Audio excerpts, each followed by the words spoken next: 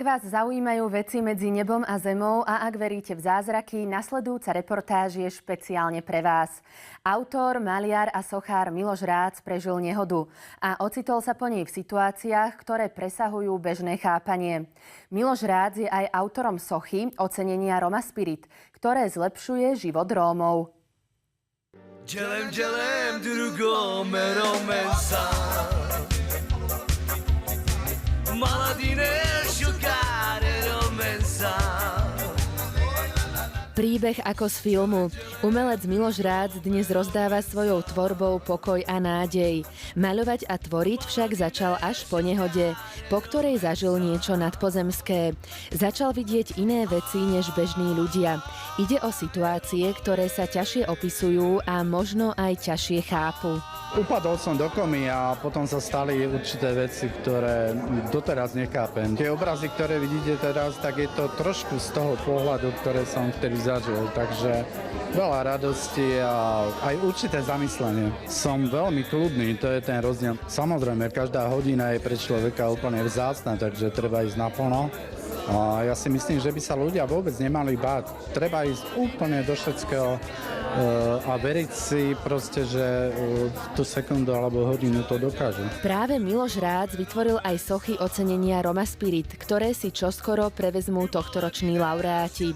Roma Spirit oceňuje ľudí, organizácie aj projekty, ktoré svojou prácou búrajú predsudky a zlepšujú život Rómov na Slovensku. Venujeme sa Rómom, pretože je to potrebné a v súčasnosti stále ešte na Slovensku sú rómske osady, kde nie je voda, dokonca kde nie je ani elektrina. Raz, keď som tak išla domov a tiež som videla, ako si ľudia pomáhajú, ako sa stará muž o svoju manželku nepohyblivú a dcéru v chatrči a proste spojili sa mi všetky veci a som si povedala, že celé Slovensko by malo vedieť, že to sa deje. Sa veľmi tešíme, že sme dostali tento krásny priestor na to, aby sme spropagovali autora ocenenia Roma Spirit, čiže tej skulptúry, ktorú laureáti dostanú. Roma Spirit a ACES je jedna z organizácií, ktoré sme partneri a hrdí partneri, vzhľadom na to, že rozmanitosť a nie len dôležitá v hospitality,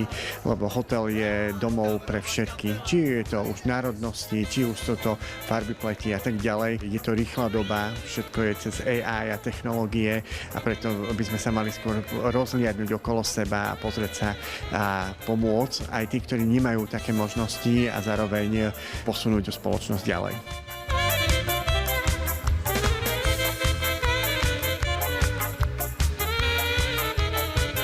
Všetkých srdečne pozývame. Vlastne na konci novembra je vždy gala večer a potom k Medzinárodnému dňu ľudských práv je možné si celý gala večer pozrieť v televízii. Je stále ešte možnosť do 31.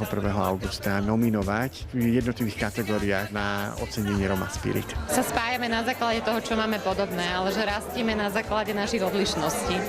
A tá diverzita je niečo úžasné a krásne. Vidíme to v prírode a je to možno vidieť aj v kultúre. Asi by nás nebavilo stále pozerať na to isté, tak pevne verím, že dať priestor človeku, ktorý to má trošku inak, je rovnako obohacujúce.